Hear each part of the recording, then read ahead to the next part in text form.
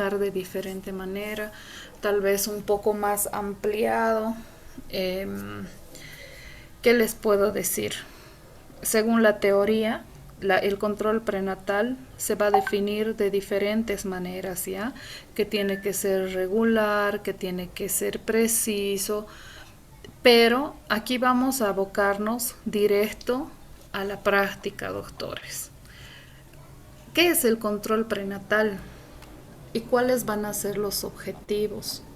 Ustedes siempre tienen que ponerse en la situación de que ya van a ser médicos y que cuando su ginecólogo o su médico general no esté al lado de ustedes, los que van a tener que atender a las pacientes en el internado son ustedes. ¿Listo? Entonces, como objetivos va a tener el control prenatal el estudio actual del binomio. No solamente se estudia a la mamá ya, no solamente se estudia a la paciente embarazada. Perdón. Tenemos que buscar factores de riesgo psicosociales y clínicos. Y también en el control prenatal nosotros tenemos que saber determinar qué es la edad gestacional.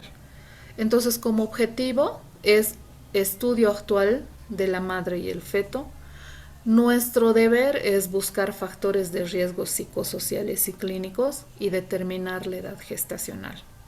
Ahora, si estamos hablando de un control prenatal en donde nosotros en la primera consulta más o menos ya estamos identificando que es una paciente que no se nos va a complicar, aunque eso nosotros no podemos predecir, porque al final pueden ser muchos controles prenatales normales y los dos últimos complicarse. Pero si nosotros más o menos ya ubicamos a la paciente que no tiene tanto factor de riesgo, la frecuencia de los controles prenatales aquí y en todo lado, doctores, es un control cada mes hasta la semana 28. Después, cada 2 semanas hasta la semana 36. Y después, cada semana hasta que el bebé nazca. Obviamente esto cambia, doctores, cuando estamos hablando de pacientes con algún factor de riesgo, como por ejemplo la diabetes, paciente con presión alta, paciente con obesidad o cualquier otra patología. Entonces la frecuencia de los controles prenatales van a ser más frecuentes. Si estamos hablando de un embarazo gemelar, por ejemplo, no la vas a hacer venir a la paciente una vez al mes. ¿Listo? Entonces, esta es la frecuencia de un control prenatal en donde nosotros pensamos que no hay factores de riesgo.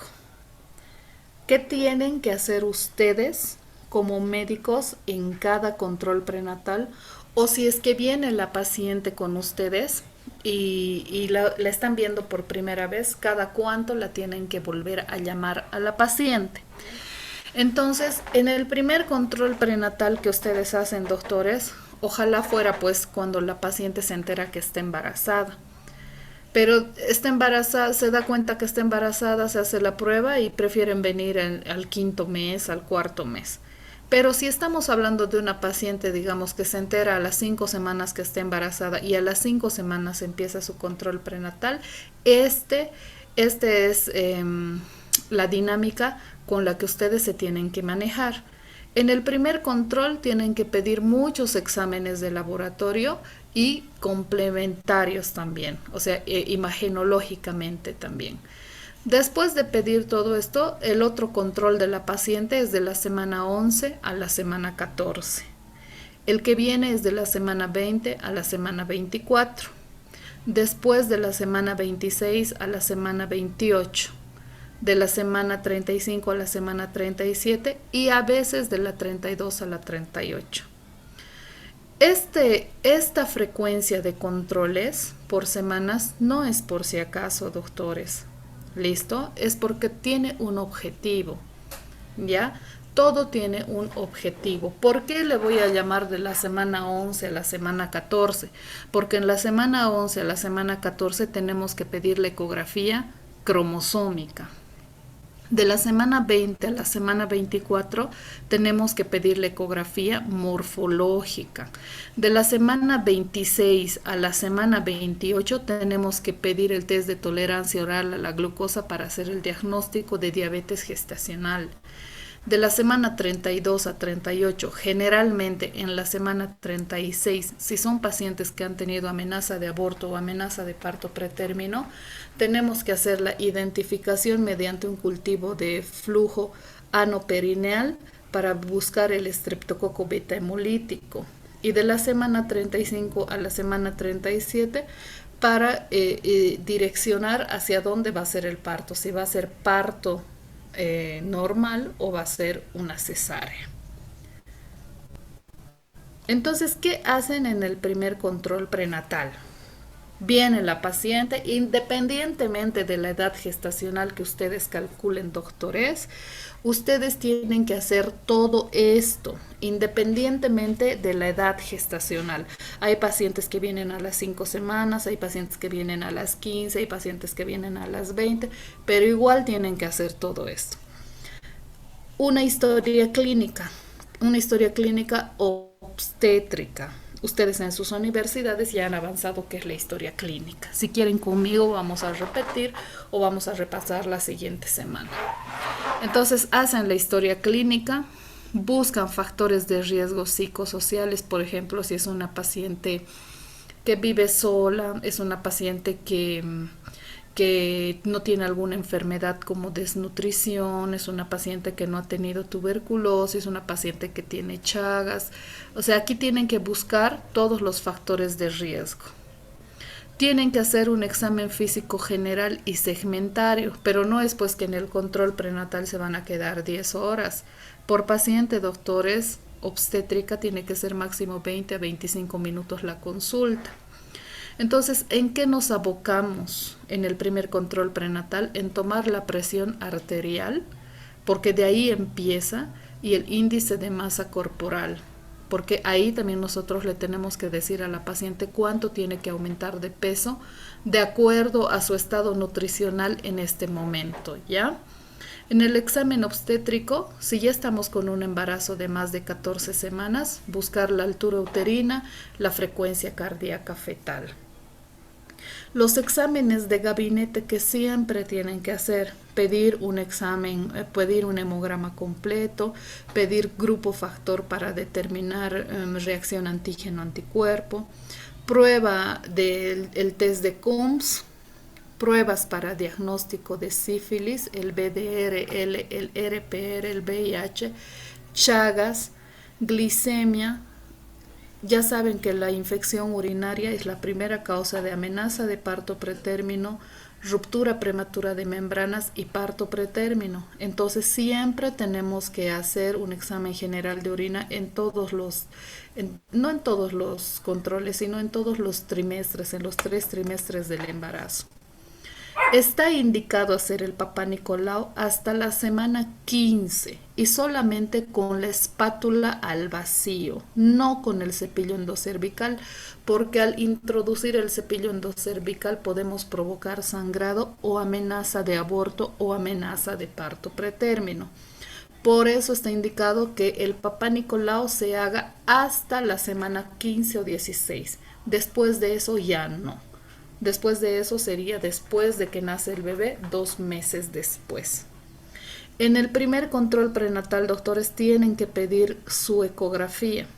Si es que viene a la semana 5, 6, 7, ¿para qué te sirve la ecografía? Para ver vitalidad, para ver el pronóstico, para ver evolución del embarazo, también para ver el número de embriones y también nos ayuda a determinar la edad gestacional. ¿Listo?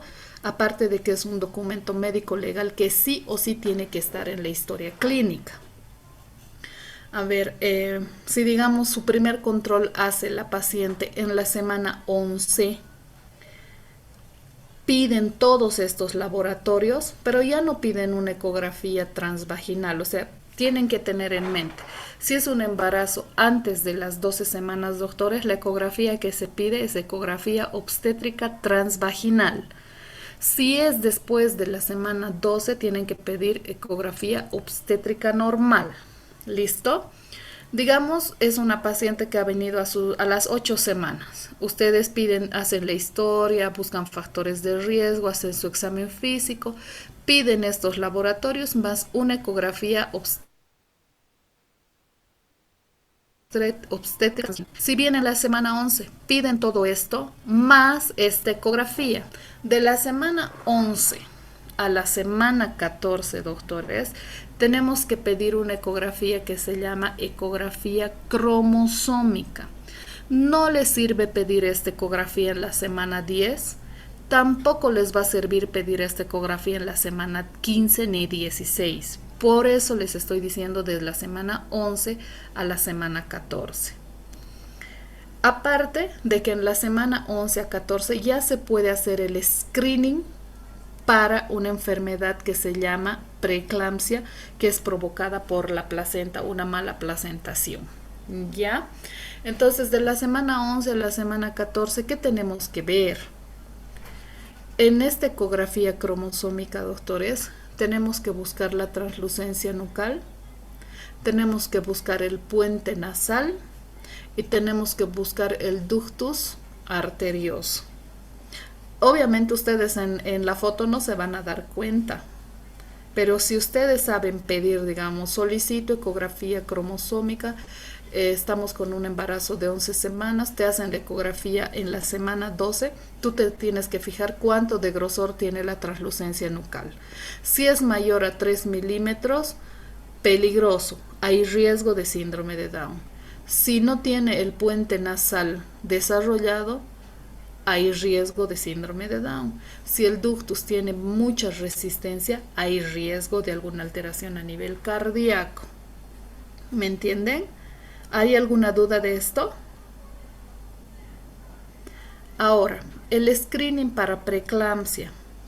La preeclampsia es una enfermedad hipertensiva que se va a manifestar después de la semana 20 de embarazo. Pero nosotros ya podemos hacer la selección de las pacientes que van a poder desarrollar la enfermedad en la semana 12. Si te salen las arterias uterinas alteradas en la semana 12, ya le das aspirineta y ya ayudas mucho a esa paciente. Entonces, ¿cómo tienes que solicitar tu ecografía? Ecografía cromosómica más Doppler de arterias uterinas. La cromosómica para descartar alguna cromosomopatía, síndrome de Down, y arterias uterinas para descartar preeclampsia. Si las arterias uterinas te salen alteradas en este momento, en la semana 12, 13, ya le das la aspirineta a la paciente. En la semana 11 a 14 no haces el diagnóstico de preeclampsia. Haces la selección de pacientes que pueden desarrollar preeclampsia. ¿Está claro? ¿Se entiende, chicos? Aquí se hace el screening. En la ecografía de la semana 20 a la semana 24, ustedes tienen que pedir ecografía morfológica más Doppler de arterias uterinas. Aquí en la semana 11 a 14 hacemos la selección de las pacientes a quienes vamos a dar aspirineta. Y aquí en esta ecografía de la semana 20 a 24 hacemos el diagnóstico de preeclampsia. Aquí ya puedes hacer el diagnóstico. Si a tu paciente ya le has dado la aspirineta en la semana 12, qué bueno. Qué bien que sepas hacer estas cosas porque le puedes estar salvando la vida a esta paciente. ¿Listo? Entonces, en la semana 20 a 24 le pides un examen para sífilis, le pides una ecografía morfológica más Doppler de arterias uterinas y también puedes pedir una cervicometría en la misma ecografía para hacer el diagnóstico de riesgo de parto pretérmino más adelante. Entonces, ¿cómo tienen que pedir la ecografía en este momento? Ecografía morfológica más Doppler de arterias uterinas más longitud cervical. ¿Listo? ¿Para qué la morfológica? Para ver estructuralmente cómo está el bebé. ¿Para qué el Doppler de arterias uterinas? Para hacer el diagnóstico de preeclampsia. ¿Para qué la cervicometría o la longitud cervical? Para ver el riesgo de amenaza de parto pretérmino o de parto pretérmino en cualquier momento del embarazo. Sí, a ver, piensen, el cervix tiene que tener 35 a 40 milímetros de grosor. Cuando la paciente entra en trabajo de parto, eso tiene que ir adelgazando, doctores, hasta no existir nada de grosor, hasta que esté adelgazado al 100%. Entonces, si tú le haces una longitud cervical a una paciente con 30 semanas y te sale 20 milímetros, el riesgo de parto pretérmino de esta paciente es de un 50%. Pero si te sale 35 milímetros, no hay riesgo de parto pretérmino. ¿Se entiende, chicos? Doutora, seria de 30 a 45 milímetros e deve adelgaçar? Claro. O sea, lo normal es que en todo el embarazo mantenga ese grosor de 35 a 40 milímetros. Pero si baja, hay riesgo. Y obviamente en el trabajo de parto eso tiene que adelgazar totalmente al 100%. ¿Listo? Cuando llevemos amenaza de parto pretérmino y trabajo de parto pretérmino me van a entender mejor. Lo que yo quiero ahora que ustedes sepan es qué tienen que hacer en cada control prenatal. ¿Listo? Como les dije hace rato, de la semana 26 a la semana 28, ustedes tienen que pedir el test de tolerancia oral a la glucosa con 75 miligramos para hacer el diagnóstico de diabetes gestacional. Pero si su paciente es obesa, si su paciente tiene mucho sobrepeso, ya en el primer control prenatal junto con la glicemia se tiene que hacer el test de tolerancia oral a la glucosa. Pero si no es obesa y tiene glicemias normales en su primer control prenatal, también en la semana 26 a 28 tienen que hacer este laboratorio para diagnóstico. Vaya. Después tienen que hacer el test de Coombs en pacientes que sean ARH negativo, O negativo, B negativo, para hacer el diagnóstico de incompatibilidad y para ver si es necesario dar el tratamiento con la hormona, con la vacuna anti-D. Acuérdense que en pediatría también van a llevar esto, que si es una madre con cualquier grupo negativo, tenemos que hacer el CUMS indirecto. Sale negativo, entonces está bien. Sale positivo, tenemos que sensibilizar a la mamá antes de que nazca el bebé y después de que nazca el bebé. Cuando no, cuando la paciente, digamos, ha venido en su semana 24 al control, entonces tú no tienes la primera ecografía, no tienes la cromosómica, no tienes la morfológica. De la semana 28 a la semana 32 pueden pedir la segunda morfológica. Pero, pero, si tiene ya bien la cromosómica y la primera morfológica, no es necesario pedir esta ecografía. De la semana 32 a la semana 38, mejor en la semana 36, doctores, se pide una ecografía. Ya va a terminar la clase. Ya.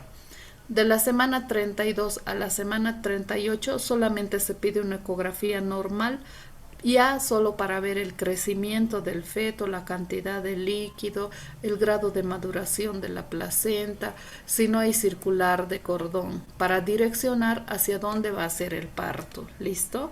Se tiene que pedir de nuevo un hemograma, se tiene que pedir el BDRL, un examen general de orina. En pacientes con un embarazo de 35 a 37 semanas que han tenido el antecedente de amenazas de aborto, de parto pretérmino, se tiene que hacer un cultivo vaginoperineal, lo que les acabo de decir hace rato, para buscar el estreptococo beta agaláctica. Y si sale positivo, obviamente hacer tratamiento, ¿no ve? Si sale negativo, nada. Eso en cuanto a lo que tienes que hacer en cada control prenatal. En el control prenatal, en el primero, también tú tienes que orientar a la paciente de acuerdo al índice de masa corporal cuánto de peso tiene que subir. Si es una paciente con bajo peso, tiene que subir en todo su embarazo de 13 a 18 kilos. Si es una paciente con peso normal, tiene que subir de 10 a 13 kilos. Si es una paciente con sobrepeso, de 7 a 10 kilos. Y si es obesa, tiene que subir de 6 a 7 kilos. No tiene que engordar más la paciente, quien tiene que engordar es el bebé. ¿Listo? Es así de esta manera que ustedes tienen que orientar a las pacientes. También no es normal pues que una paciente no engorde o no sube nada de peso hasta la semana 34 y la semana 35 y 36 suba los 10 kilos. Eso no es normal, chicos, eso ya es otra cosa, ¿ya? Y lo vamos a tomar en cuenta, vamos a explicar estos temas después. En cuanto a la nutrición, les tienen que explicar. Una paciente embarazada tiene que comer igual que una paciente no embarazada. El problema es que la cantidad de progesterona al principio del embarazo provoca una vasodilatación en las vísceras huecas que provoca las náuseas, los vómitos, el malestar general, ¿ya? Pero generalmente el consumo de calorías en el primer trimestre es igual en una paciente embarazada y no embarazada. Pero en el segundo y en el tercer trimestre ya tiene que aumentar el consumo de calorías.